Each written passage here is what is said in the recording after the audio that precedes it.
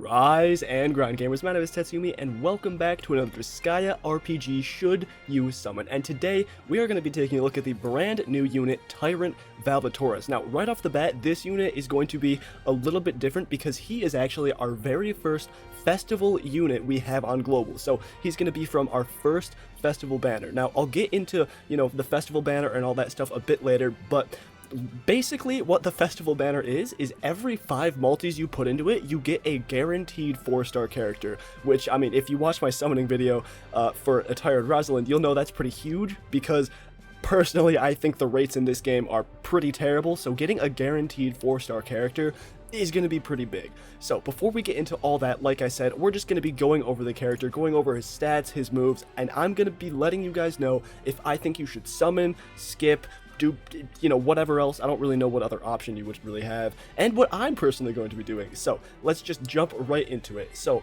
Tyrant Valvatorez here is a human spear wielding allied person guy.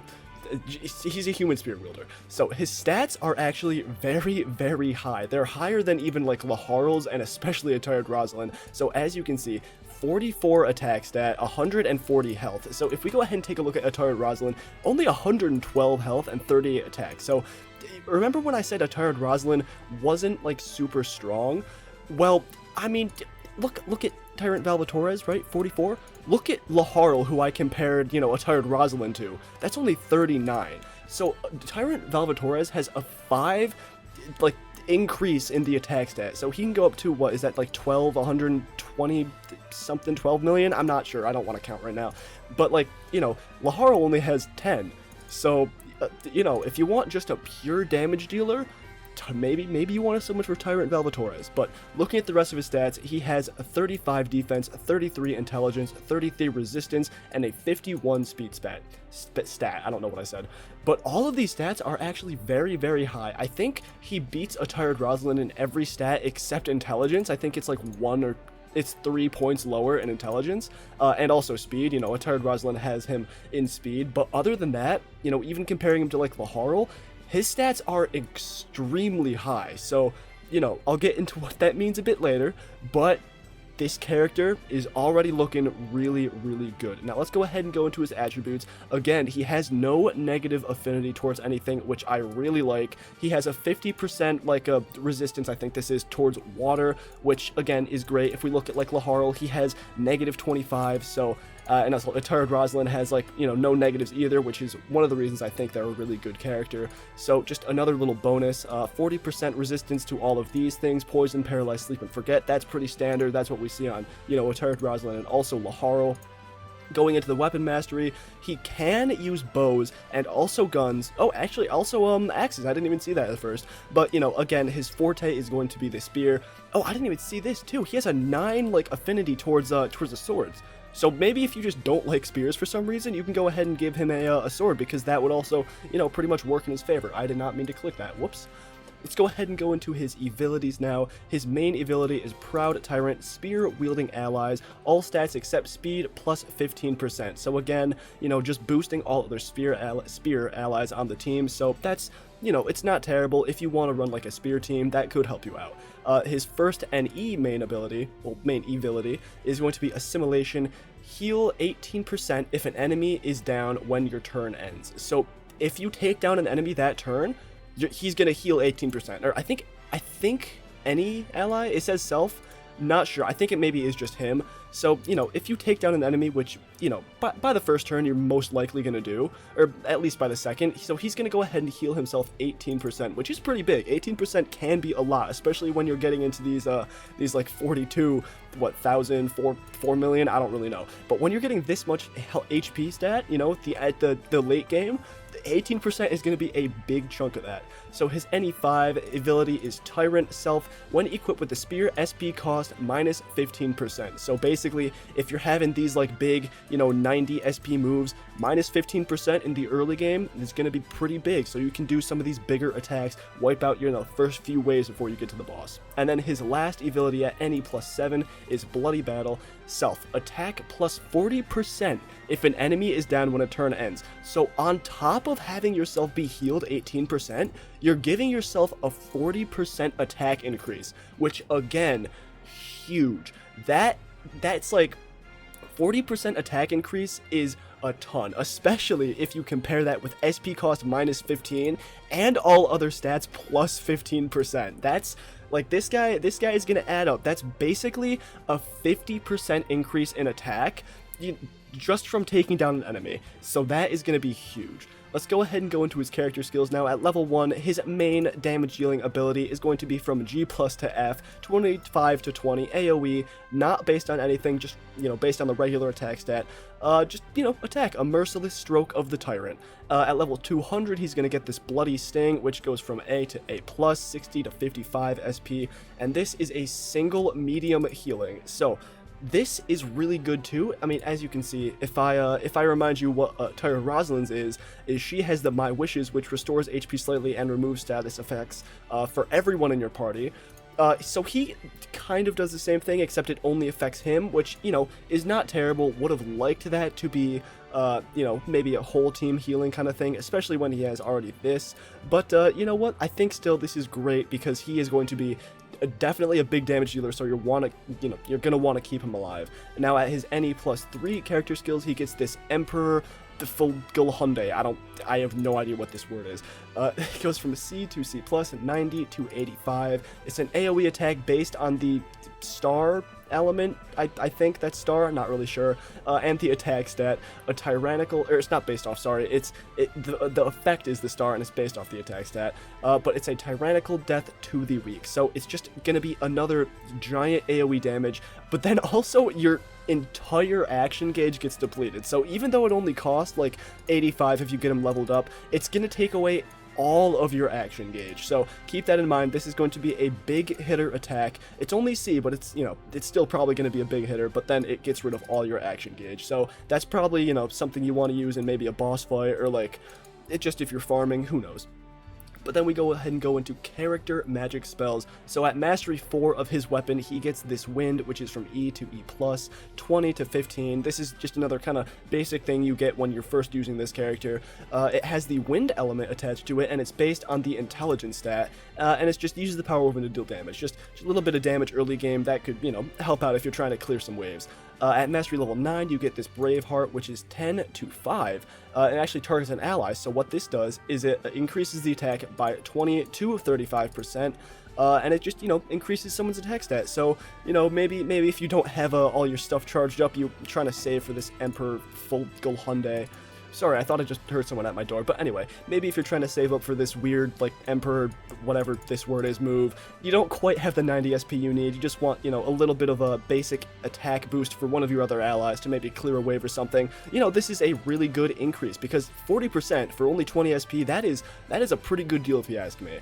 So, and then we go, I almost just completely skipped the last one, but at Mastery 30, we have Giga Wind, which goes from F+ to E, 50 to 45 SP. This is an AoE on the, wind element based on the Intelligence stat, uses the power wind to do damage. So, this is just, better version of this Mega Wind and Wind. This AoE, just big damage. So, there you go. Alright, moving on to Valvatorez's nether enhancements. They are pretty much going to be the same as every other character. At 1, you unlock the sub-ability, which is the Assimilation, the healed 18% if an enemy is down. At 2, he actually gets parameters plus 40%, which, most characters are only 30. I think Laharl is like, plus 30%. Tyrant Rosalind's only 30% too. I'm pretty sure this is our first character that gets parameters plus 40%. Don't quote me on that, but, this makes him a really good character because, not only is he going to be potentially increasing his attack by 40%, if you get this NE+7, but he's going to be just giving himself parameters plus 40% if you get his second nether enhancement, which is really good. Now at 3, he unlocks the unique skill, which is going to be this Emperor's word. This word is just, I'm not going to even try saying it. And then, more parameters. This time it's only plus 10. Then he gets the sub-ability 2, which is this Tyrant, I believe. Yeah, this Tyrant thing, which is the equipped with a spear, SP cost minus 15. Then it's, pretty much just normal. More parameters plus 40. He gets his third sub-ability. Then just parameters plus 10. So overall, this character is really, really really strong. You know, he's going to be a powerhouse character, mainly a damage dealer. So if you're looking for just a simple damage dealer, you know, you don't really want a well-rounded character like a Tyrant Valvatorez, because she does good damage, but she's also, you know, a bit of a healer too. You just want straight damage, maybe a tank character, because he does have 140 HP. I would 100% go for him. So if we go ahead and look at the tier list now, where would I put him on the tier list? I think, judging by just his stats alone, he definitely deserves to go God tier. And I'm even kind of tempted to maybe put Laharl and even just this other Valvatorez down to S tier, just because of how, like, overwhelmingly strong this Tyrant Valvatorez is compared to them. So I might actually go ahead and do that. Maybe, I haven't looked at the stats of these regular ones, but I might just go ahead and put them down too.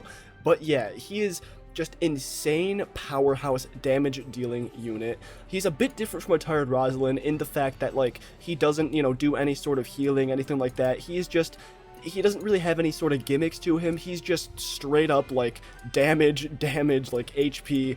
He's crazy. So would I recommend actually summoning for him? Absolutely I would. Not only just because he's super good, he's also a festival unit, so if you want to try and put, like, you know, maybe 10, 20 multis into the banner, you're at least guaranteed 4 4-star characters, because, you know, it has the somewhat of a pity system, which I'm not actually sure is a real pity system, and it's just for the banner. I think it probably is just for the banner because it's a festival unit, but I would love to see that system go in other banners. So, I mean, I guess because we're already on the topic of banners, let's go ahead and talk about the banner really quick. Alright, so it should be up on your screen around it now, but anyway, it says the 5th, 10th, 15th, and 20th guarantee 1 4-star character. So, as I said, every 5 summons you are guaranteed 1 4-star character. Now, let's go ahead and look at the rates and look at some of the characters that are in the banner. As far as I know, all the characters that are in the banner are the exact same as the characters that were in the Untitled Chapter banner. Obviously, apart from, you know, there's no Untitled Chapter or Yukimaru in this banner. It's just, you know, kind of the normal starting characters that you get. But the weird thing about this banner, right, is that the Tyrant Valvatorez, which is, you know, the new character, his rate is actually a decent bit lower than everyone else's rate. So I think this is kind of their way of still trying to shaft the player base for, you know, giving us a guaranteed 4-star. They're making his rates slower, or lower, not slower. They're making his rates lower, so even if you are getting that 4-star character, you're not really guaranteed anything good out of it. So as you can see on the, you know, the normal rates, you know, no guaranteed 4-star or anything. He's at a 0.30 while everyone else is at a 0.47, which is, that's a lot, especially with all these characters that there are, because there's a few more if you scroll down, which I'm not really going to show you because it's just, you know, a few more 4-star characters. But that is going to hurt your chances significantly. And then if you go ahead and look at the guaranteed rates, everyone's at a 7.91, basically 8%, while Tyrant Valvatorez is at a measly 5%. So it's I mean, it's kind of weird because, like, I want to say definitely summon for this character because he's really good, but at the same time, the banner somehow looks worse to me than the Untitled Chapter banner. So I'm not really sure, but overall I would say if you really want just this damage dealer, if you want a tank character, because the Tyrant Valvatorez is mainly just a tank damage dealer, then I would say go for it. Maybe if you're struggling with the boss or you want to prepare for some raids further down the line, which I haven't actually looked at. I'm not sure if there are any hard raids or, like, bosses coming up in some like events. I'm not really sure. But if you want just this, you know, beast of a character, I would say go for it, or especially if you maybe already summoned for a Tyrant Valvatorez, if you pulled her and, you know, just kind of saving up, I would recommend actually summoning a few times in this Tyrant Valvatorez banner. If nothing else, just try and do like 5 summons so you can, you know, maybe feel out the banner, see if you get anything good with a guaranteed 4-star, but if not, I don't think it would be a terrible idea to skip. Again, this character is amazing. He's our festival character, right? He is a really good character, but personally, I'm actually not going to summon for him, at least not right now, because, believe it or not, I'm still getting completely shafted on the entire Rosalind banner. Still haven't pulled a single copy of her. Haven't really pulled anything good. If you saw on Twitter, I actually did a multi, and I got I got Yukimaru, which was not a fun time at all. But yeah, I'm still trying to pull for the Untitled Rosalind, so I'm most likely going to skip this Tyrant Valvatorez banner. But, you know, if you have, you know, gems left over, or if you've, you know, been saving a little bit, maybe you skipped on the Untitled Rosalind banner, who knows? I would say, you know, try your luck with the Tyrant Valvatorez, because he is going to be an amazing character, and he's only going to scale up as we get, you know, better equipment and all that stuff. So yeah, that is going to be my, somewhat expert advice. Probably not expert advice, but that's pretty much going to be it. So anyway, guys, that is going to be it for this video. Overall, Tyrant Valvatorez, god tier character, amazing, tank damage dealer, just incredible character. Also, you know, if you want a sword character, he's primarily a spear user, but you know, he does have good weapon mastery in swords, so maybe if you just want a full sword team, you can go ahead and try that. But yeah, who knows. Anyway, I'm going to go ahead and stop rambling. Tyrant Valvatorez, god tier. If you want to summon for him, I would say go for it. If not, it's not going to be the end of the world. But, you know, he is a very good character. So that is going to be it. Like and subscribe if you like the video. Do all that stuff. Let me know down in the comments if you actually do plan on summoning for Tyrant Valvatorez, because I actually want to know. I want to know what people think about this unit overall. So yeah, that is going to be it. Like I said, I'm going to stop rambling. Peace.